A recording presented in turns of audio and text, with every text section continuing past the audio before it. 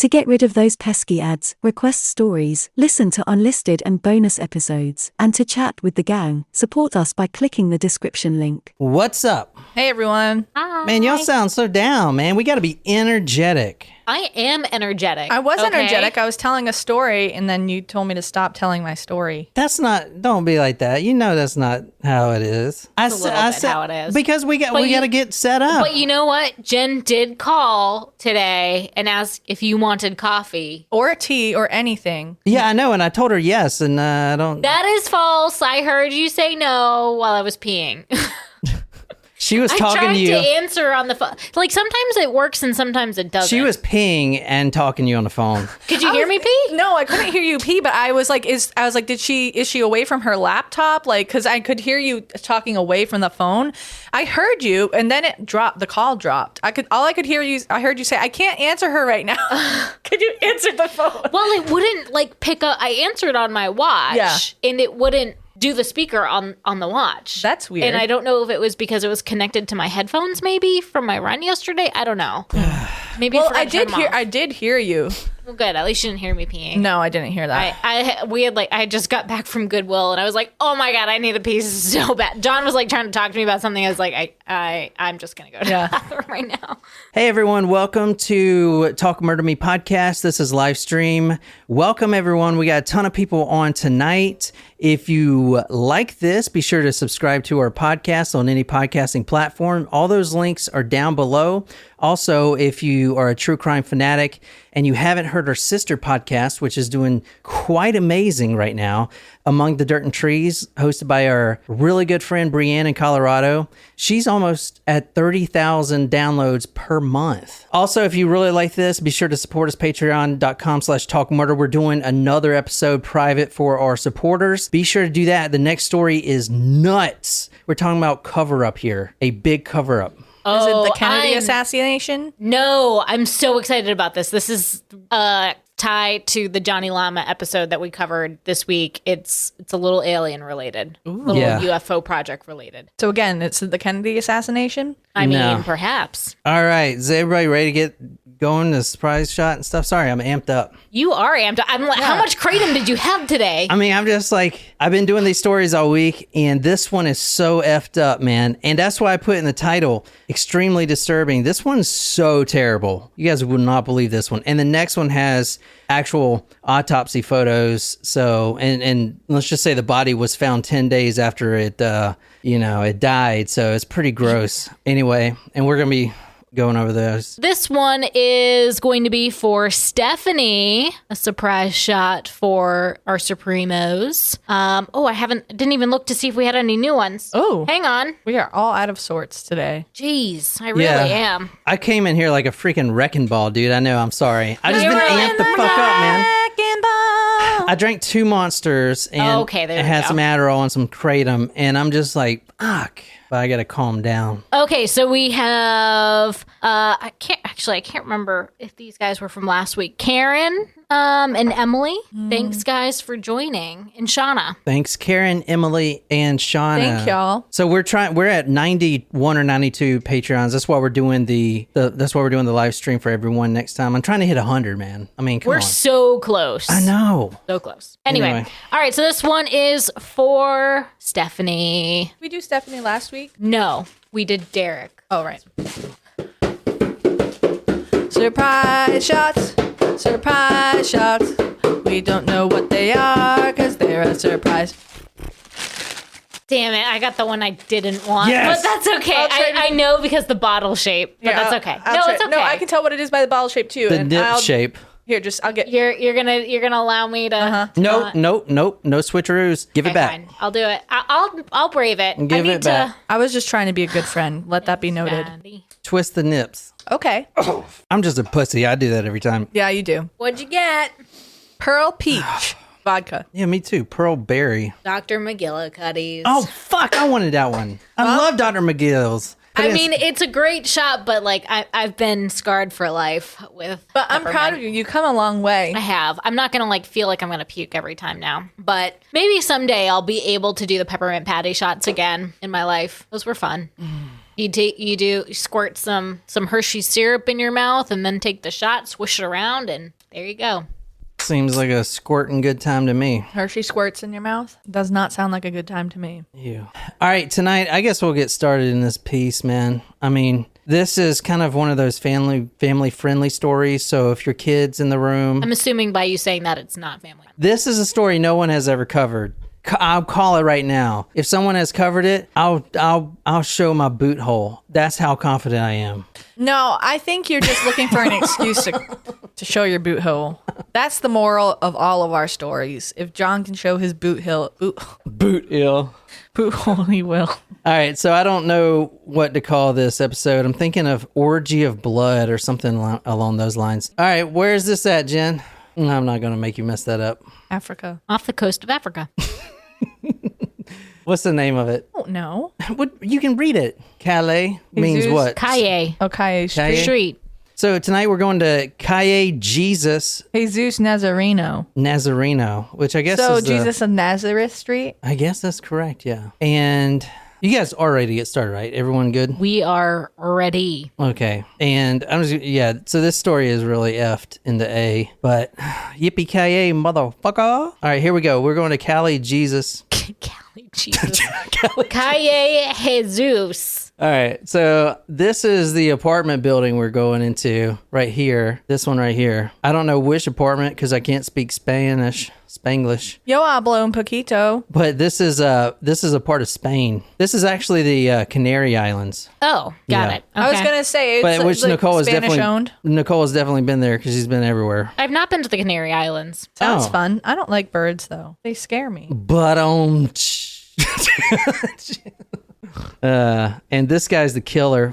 That's why I did this, because this fucking asshole killed everyone. Okay, false. That did not happen, sir. We apologize. Don't sue us. Anyway, this is where we're going. You see the little apartment here. Nothing too big. So these are studio looking apartments. So everything that happens that I'm going to tell you tonight is 100% true. And it is completely screwed up. And everything happened in that small apartment today. All right. The police enter the scene of that apartment right there. And what do you think they find? Body, blood. How much blood? Buckets. All right, you guys keep with me here. This is going to go fast and furious, okay? This was labeled the crime of the century. 2 police enter that apartment building that I just showed you, and it's dark inside, and they immediately smell something that they never smelled before because these are new cops and they've never smelled death before, but it's that very musty smell. The room's dark. They turn the lights on in the apartment, and the first thing they see walking in is imagery on the wall. Christian images, mostly of Jesus. Jesus Christ is all over the wall, and there's also relics too. The Virgin Mary, some other Christian relics. There's a Bible, and a lot of pictures of Jesus. Okay, a lot. And that's specifically, there's a reason for that. Well, the owner of the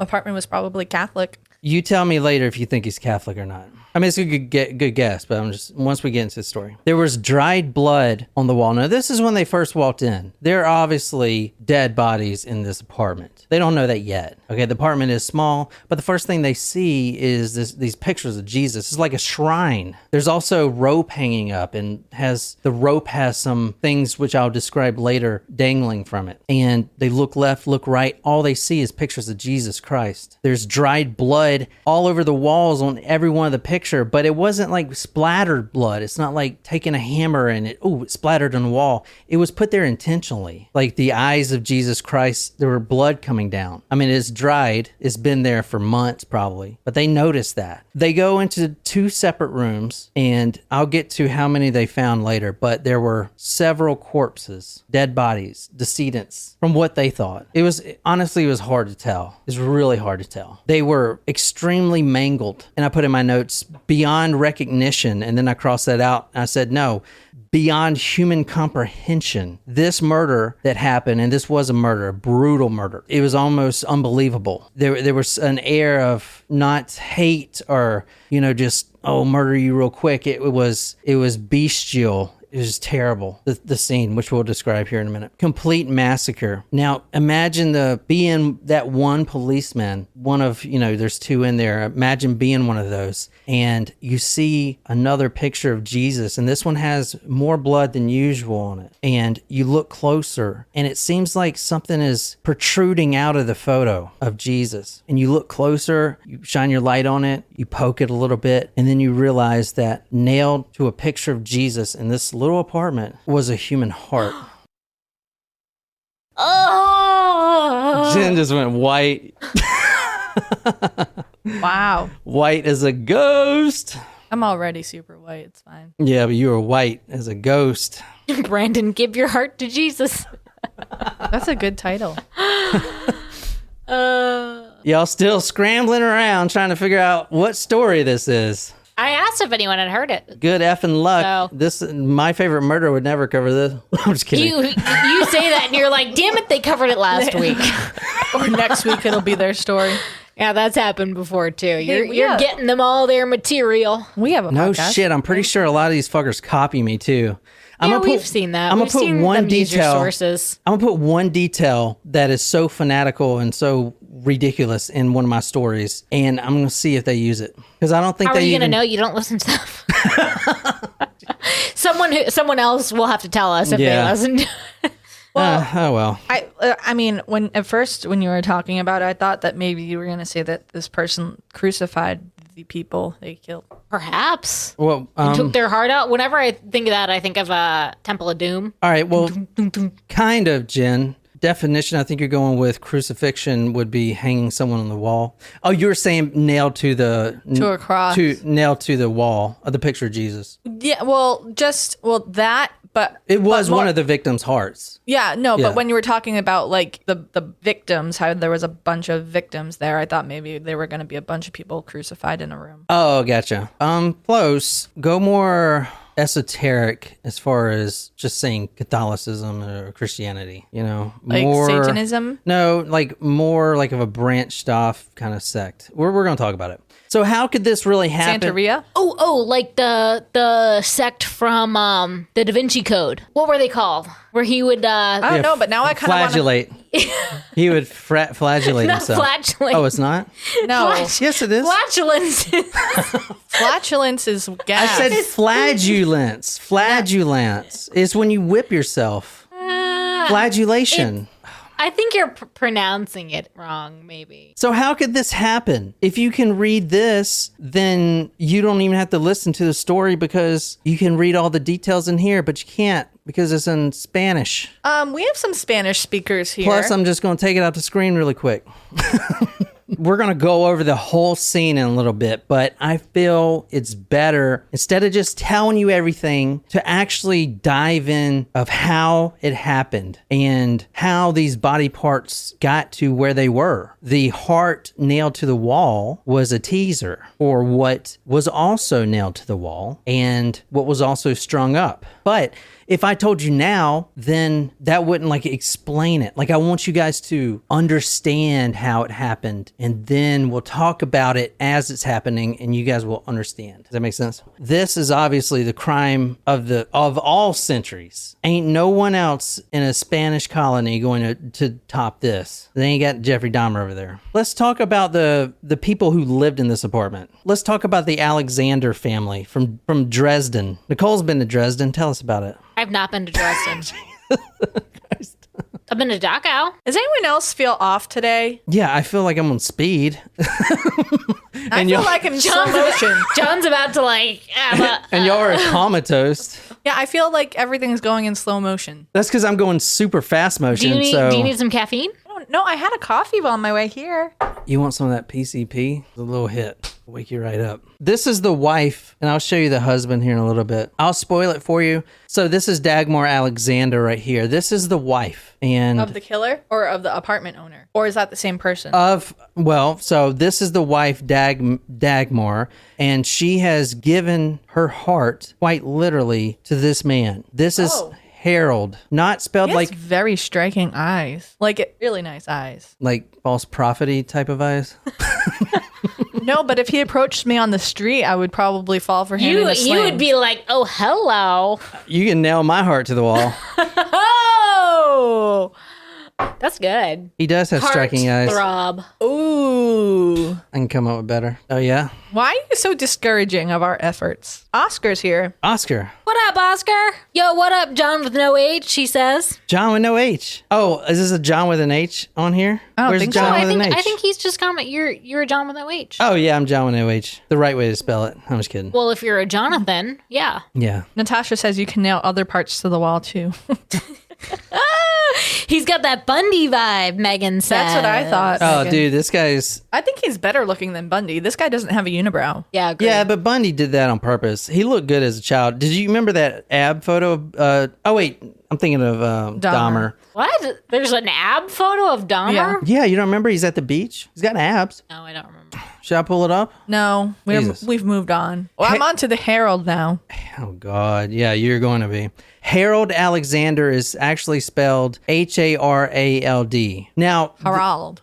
the fact that this story is so outrageous and so gruesome, and also the fact that no one's ever covered it and it's so obscure, I'm guessing it's because it happened on a little island. Nothing really got out. There's not much sources. What year Here. is this? This murder happened December 16th, 1970. So that's right before Jesus died, right? Yeah. Because he died in 1970, I think. Yeah, in the year of our Lord, 1970. Yeah, so 1970, yeah. So there's not many sources on it. December 16th, 1970. Harold met his wife Dagmar in Dresden. They were both German, all right? They moved to Hamburg shortly after, and I guess she knew this about him, but before they met, he actually spent 15 years in a mental hospital. He was schizophrenic and had hallucinations. Now, a few things happen real quick once they meet. He was released from that mental hospital, and he met his lovely wife Dagmar. Harold, at that point, meets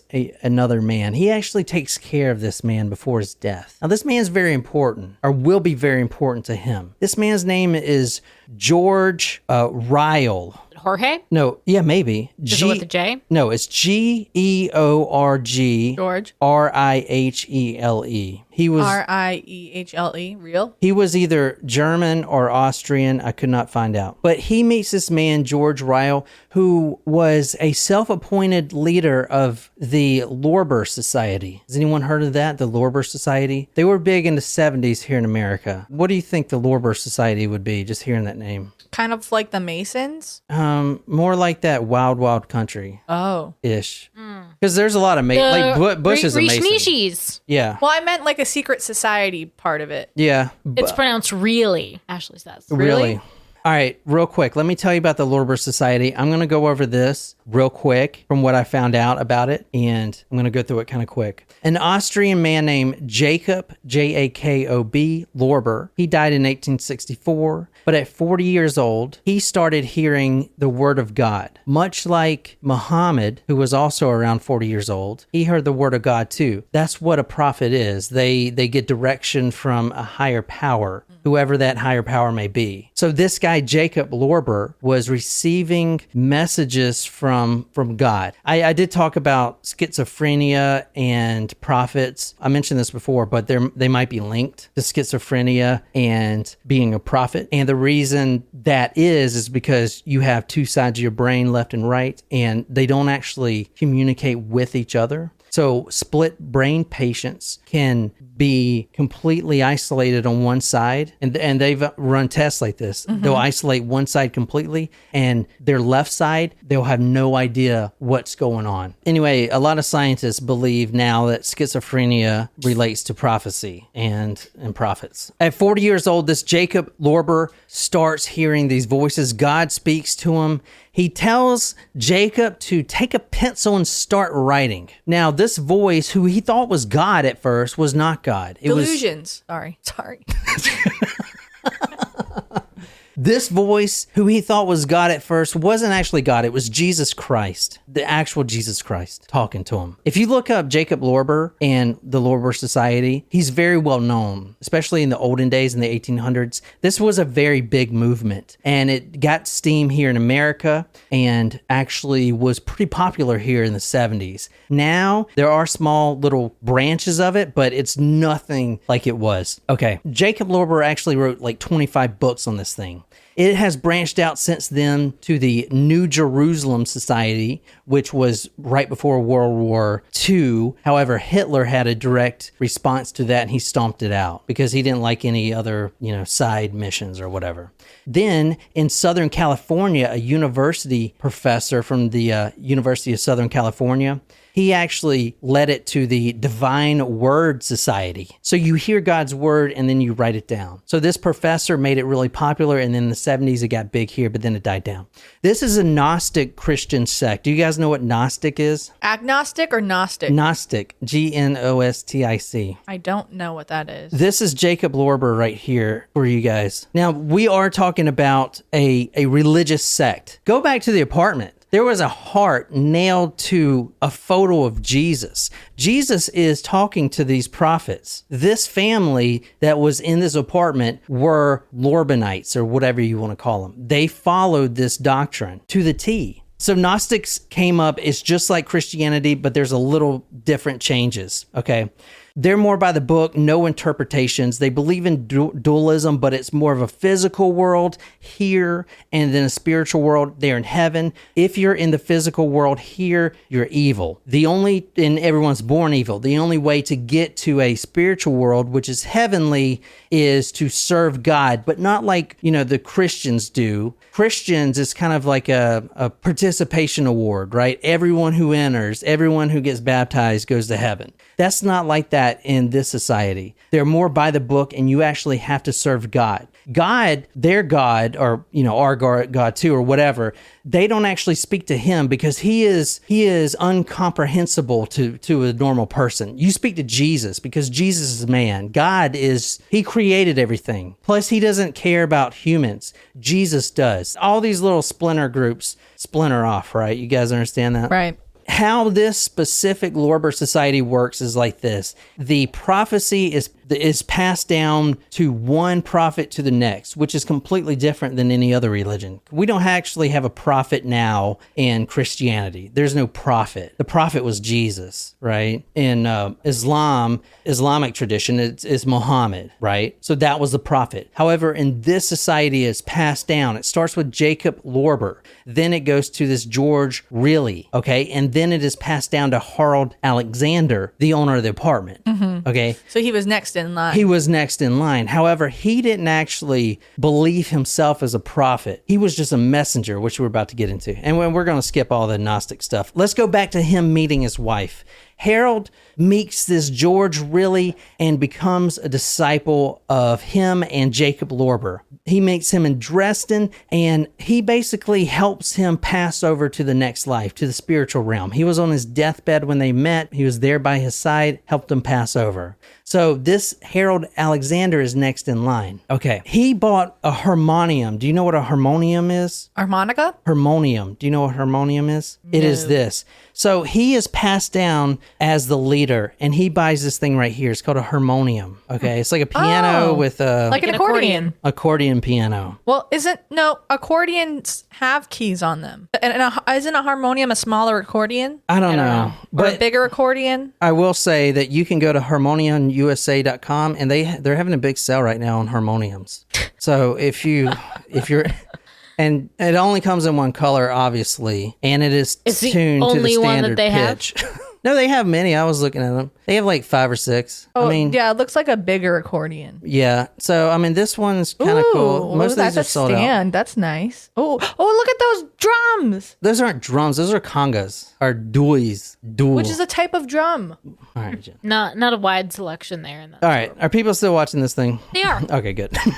So now this guy, Harald Alexander, the owner of this apartment, is the boss, right? He is the boss of this whole organization because it's a small society. The prophecy is passed down from one to the next. There were only, at this time, 20 or 30 members. It was very small, very, very small. It has grown to like hundreds of members eventually, and then we'll kind of just peter out. But at the time, it was pretty small. So he started having these meetings in his apartment. We started this in the Canary Islands. The reason we started in the Canary Islands is because he actually fled there with his family, which I'm going to tell you about the family in a minute, for some things that he was doing that was strange to people, like the chants and the music and the, incest, stuff like that. He had to flee because the German police were onto him, so he fled to Spain in the Canary Islands. But then he brought up the same thing in that little apartment you saw, right? At that point, God blessed Harald Alexander with children, 3 to be exact. You have Marina, which was the firstborn daughter, then a son, Frank, and then 2 twins, Sabine and Petra. So 4 children all in all. This is the 2 daughters, Maureen and Petra. I don't know. Can you kind of describe them? I mean, she looks just like her mother. I know. Yeah. Wow. All right. So just like her. This one on the right is the 18-year-old she's at older. the time. This one on the left, Marina is 15 years old. There's also another one as well, which we'll talk about. So those are the daughters, and the son, Frank, is right here. Can you describe him for us? Does he have those striking eyes, Jen? Oh, yeah. He was 16 at the time. I don't know when this photo was taken, probably around that time. Actually, this might be a mugshot. I don't know. Oh, and he does have a cut here. I was going to say, noticed is there a that. scar on his face? Well, that it does explain quite a bit. All right. So this family, now that Harald, the father, is the leader of this weird esoteric Christian branched off cult, his whole life, Frank, and the daughters, they're grown up in this. They're there every day when the chanting and the music and the harmonium and the hymns and the praising Jesus and all this stuff. It's a daily thing. As the leader of this, he's got to branch out and keep it going. Now, a few things happened. The kids were born, and Frank, the second born, was actually a blessing because he was born upon 3 girls. And in the Lorber Society rules, the prophecy has to be handed down to a male, okay, not a woman. Seriously? You know what I'm saying? Frank was born the Messiah. From what his dad was saying, he was the Messiah. He was considered a Messiah. Now, he was 16 when all this stuff happened, so he was indoctrinated by his father when he was a baby, brought up to believe that he was the Messiah of Jesus Christ. But did the other 2 before Harold have any children? No, this is their only children. First prophet. This is the first prophet in this line of succession to have children? No. So the father, Harald, was not actually a prophet. He didn't see himself as a prophet, but a messenger. Well, I meant like like Jacob Lorber really didn't have children? No, it is handed down like to your... It doesn't need to be... It's handed down to bloodline. whoever has schizophrenia enough to hear God talking to him. End of story. Okay. Even though the father did have that, he was worried because he just wasn't, he didn't Jesus feel right? Christ, he didn't feel right. He didn't feel that calling. However, his son's born, and that is basically Jesus Christ saying, okay, I know you couldn't cut it, so I'm giving you a son of your own, Frank. So now Frank is brought up this entire time living here on this little Canary Island as being the Messiah. That's not good. Okay, because the Messiah has, different privileges. Frank stuttered terribly. This is a 16-year-old son, the one I showed you. Mm-hmm. He stuttered terribly. But the entire family, the 3 girls and the mother and the father, thought the stuttering was just him receiving the word of Jesus Christ, but he's still young. He's still a teenager. He can't comprehend it yet. But he's receiving it. He just can't, pronounce the words and get it. That's what the stuttering was to him. Okay, so you see this is not going good. Okay, think about the heart in the apartment. You see that this shit is not going the right way. Mm-hmm, all right. Mm-hmm. Frank accepted the fact that he was the real Messiah. Everything happens for a reason. He was the only male among 3 girls, so he must be a Messiah. As a teenager, he had, quote, great power over the rest of the family members. Remember, he's the Messiah and the father is just a messenger. Frank outranks his dad. Okay. Okay, a 16-year-old is making the decisions. And if the decisions are fucked up because they're a 16-year-old's decisions, then everything happens for a reason. That's what Jesus Christ told him to do. I mean, it's And not he was also schizophrenic. I don't know if he was schizophrenic or not, but he was definitely indoctrinated. Okay. All right.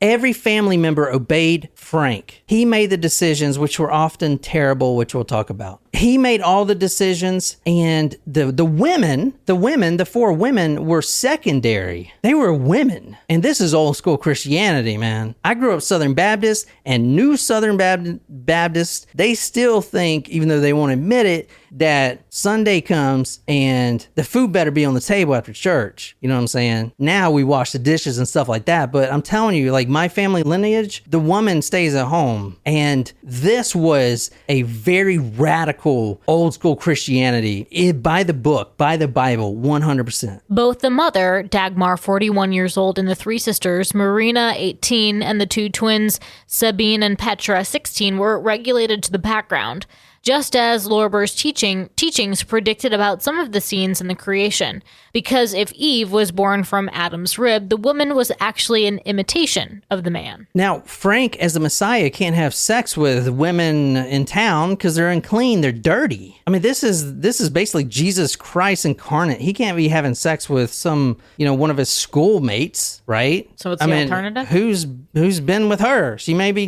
dirty and unclean. As a teenager, he's got these urges, sexual urges. So with his father's blessing, he carried... I don't think I like where this is going. Oh, boy. With his father's blessing, he carried out an incest with not only his three sisters, but his mother. And this is the mother again. This is Dagmar. Dagmar, 41 years old. Not only incest, it's not like, hey, we haven't had sex in a while. You want to... Stop. Just keep going, please. Just What's the story? Yeah, I don't need to hear your commentary on how that conversation's going to go. Like, and they were, I know the dad was okay with it because he was like the leader of this sect, but like the sisters and mom were okay with this too. So that's why I'm trying to get you guys really into the religious mindset here. You're okay with it if the Messiah says that Jesus Christ says it's okay. Jesus, you're not horny because you're a 16-year-old. You're horny because Jesus is funneling the horniness through your body. I mean, I'm making light of it, but at the end of the day, you're about to see that this is exactly what they were believing. Right, but the family too. Like the women were subservient. They were there for the men. Even the 16-year-old. They looked at the 16-year-old as their leader. So I have a question though. Uh-huh. So the dad is growing up, the son is being told that he is the Messiah, but is this incest being like, this is what the son wants as a male and knowing that, being told that he's the Messiah so he can do whatever he wants? Or is this the dad telling him like, hey, you have to have intercourse with your female relatives? The family responded to all his wishes, and in time, Frank was able to dictate his every move by turning the women of the family into his sex slaves. Now, this happened when they were in Hamburg. That's why they fled. They actually fled to the Canary Islands because of this incest. I don't think it's illegal in hardly any country, really. I mean, I'm not sure.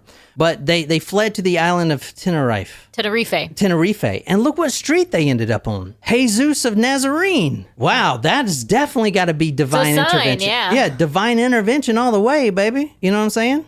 God told them to go there. On the island, the sisters, they found work as babysitters and little do this, do that. But then the neighbors started noticing some strange things. This is an apartment building. They can hear chants. They can hear the harmoniums, the hymns, the people coming up, the weirdness. They can hear the orgies, the sex, the family incest. Now, I want to say this for future, but the women in the home at the apartment were nude, and that's going to come important. At all times? At all time, yeah. Whenever Frank gets the word from his Jesus Christ, he... Now, was Harold also participating in the incest, or was it just Frank? I think it was both, but I'm not too sure. Bible humping.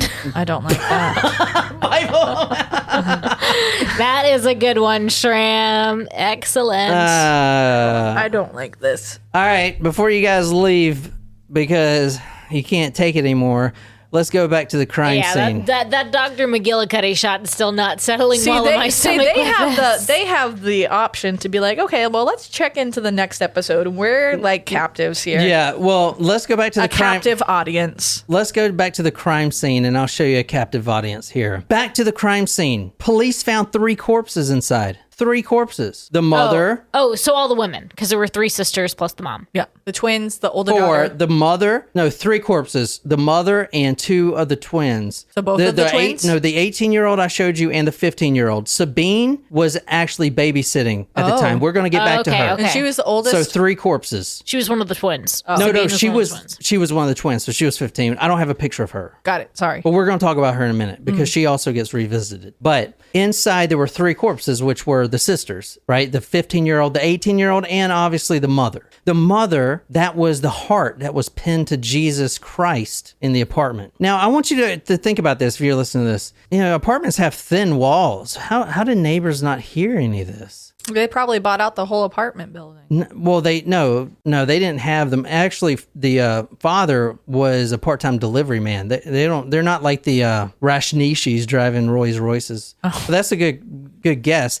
Well, did they convert some of their neighbors? No, but the only thing that was heard by one neighbor is, quote, faint moans. And if you want to think about why, and I'll tell you why in a second. Frank just had sex with his mother. The 16-year-old just had sex with his 41-year-old mother, and they were all naked, obviously. After having sex with his own mother, he looks into her eyes, and this was December 16th, 1970. This is a Wednesday around lunchtime. He looks into the eyes of his mother, and something's not right. She's got this weird glint in her eye. This weird, she's normal, but she seems different. She seems a little disobedient. His mother was looking at him defiantly from what he thought. You guys like this or not? I don't like it, but it's an interesting story. That is a loaded question whenever you ask us.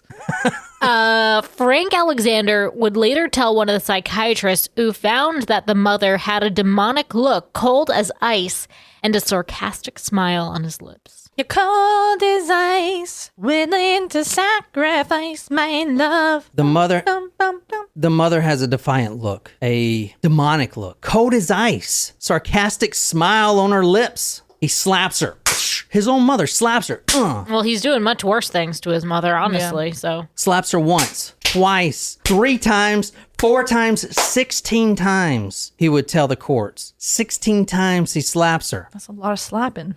His father... Slap happy, you might say. His father, who is also his servant, the servant of the Messiah, the 16-year-old son, is sitting there, remaining quiet. The other 2 sisters are also sitting there, remaining quiet while this is going on. Frank, the 16-year-old son, then commands his father to go into the closet and retrieve a wooden coat hanger. So he does. Frank takes that wooden coat hanger and he hits his mother in the head with it, with the wood at the very end. Mm-hmm. Just whips it around, hits her in the head again and again and again and again until she goes unconscious, going unconscious from getting hit in the head with a coat hanger. He then puffs up his chest and, quote, from what he would tell the court system, defines himself because he is Jesus, basically the Word of God. His mother, in sheer pain now, asks Frank not to stop, to show mercy, but ask her own son what she can do to make her punishment at this time easier for him. He says, lay down on the bed. Now, go back to when I said, why did no one hear any screaming? Because they were so obedient. Let me say that again. Why wasn't there any screaming? The mother, obviously in pain, anyone would, you're human, ask the son how she can make her punishment easier for him. She's not screaming at all. She's not making a sound. The sheer moaning that the neighbor hears were from the sisters, the 15-year-old, because she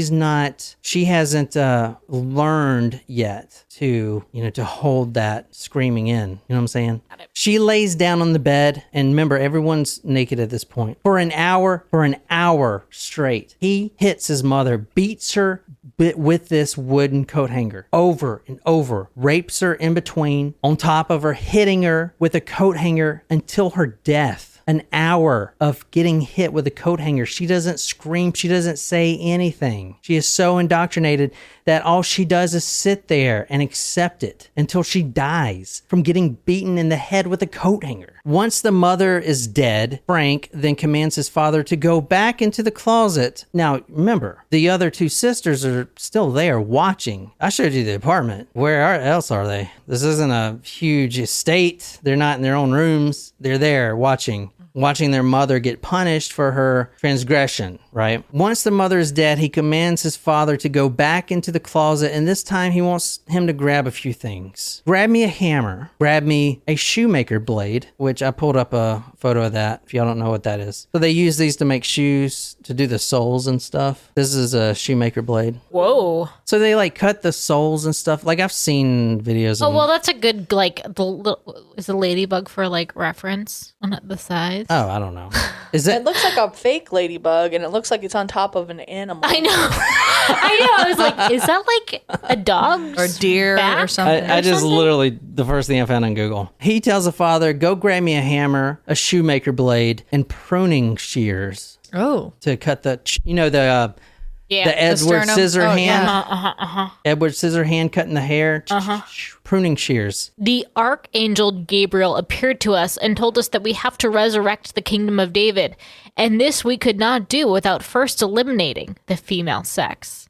This gets worse, guys. It gets worse. Yeah, it gets Can't see The how. fuck? Harold goes into the next room. He hands his son the hammer, the shearing, the pruning shears, and the shoemaker blade. And he also goes into the room and grabs the harmonium. You know, the thing I showed you? Right? Because- Does he hit her with the harmonium? No, he doesn't hit her. The father also grabs the harmonium. And this is where the really faint moans come in.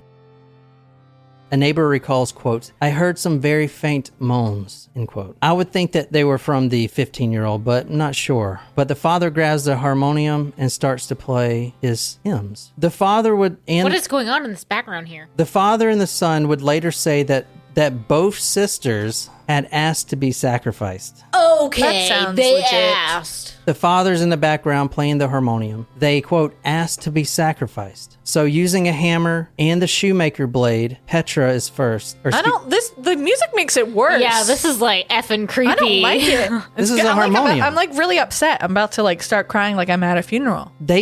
Frank kills Petra, the 15-year-old, first because she was the most scared at the time. He says, quote, a sacrifice will make you pure. He assured her that. The death came very slowly, though. He begins to saw off her organs. Both sisters would eventually die of blood loss, but during the dismemberment, the pruning shears would be used on all the women. First, the labias would be cut off. These labias would be hanging from the string that was in the apartment. This is fucked. That's why I put this as fucked. This is a 3-hour affair. They rope up the organs to preserve them. They hang up each labia. The rope would eventually contain the hearts, kidneys, and lungs. The women were not killed by a quick slash. They were dismembered to death. So imagine yourself as a detective now, as that little police officer that has never seen anything. You just saw a heart on the wall. Next to it, you see nipples nailed to the wall. Female nipples nailed to the wall that he had cut off with pruning shears. That's what happened, yo. I ain't fucking making this up.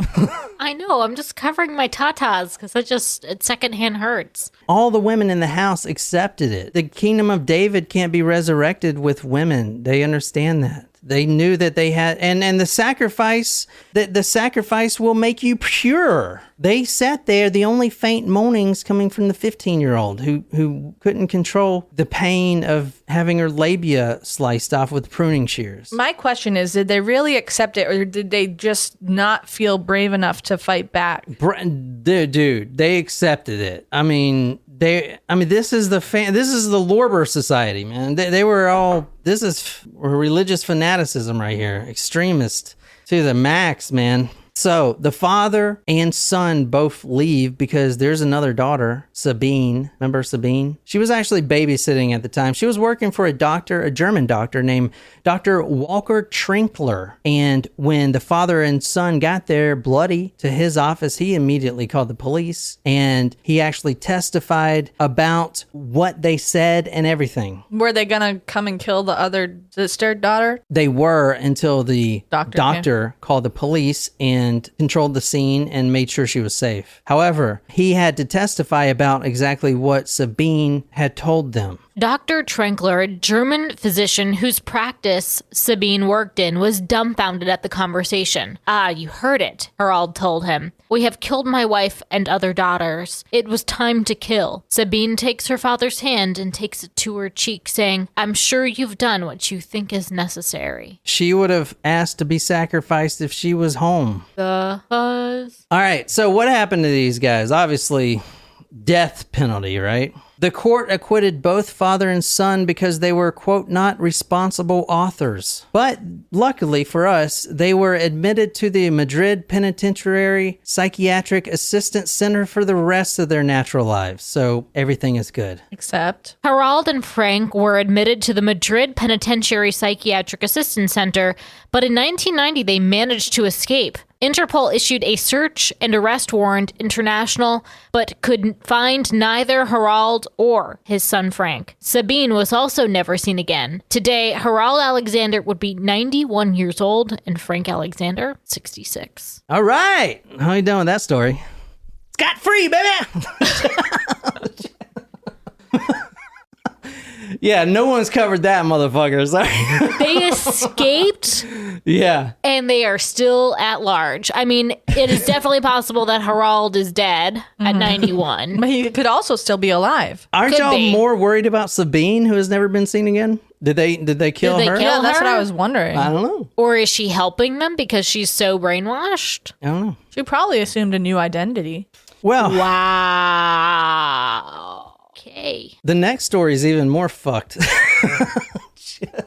Well, the next story is not fucked like gruesome like that, but it is. It is so deep as far as, dude. I'm telling you, guys. The next story is a cover up, a government cover up, a top secret scientist who was killed. Our government doesn't cover things up. I don't know what you're talking Anyway, what you guys think of that? about. Wow, that's really sad. That's really sad. Yeah, that's the story, man. I hope you guys like that. And this is Talk Murder Me. We are doing a story right after this. It's going to be for our talkos. So go to patreon.com. We're trying to hit 100, so 100 supporters on there. So even the lowest tier will get the live stream, which is usually for the Supremos. And I hope you Supremos don't mind. We're going to do this one time just to try to, because I'm telling you the next story when we do is more interactive with you guys. You know, I'm looking at the chat. Are we doing 2 episodes or 3 today? 2. Okay, so the next one's right. But anyway, so I hope to see you guys then. If not, don't worry about it. It's no pressure.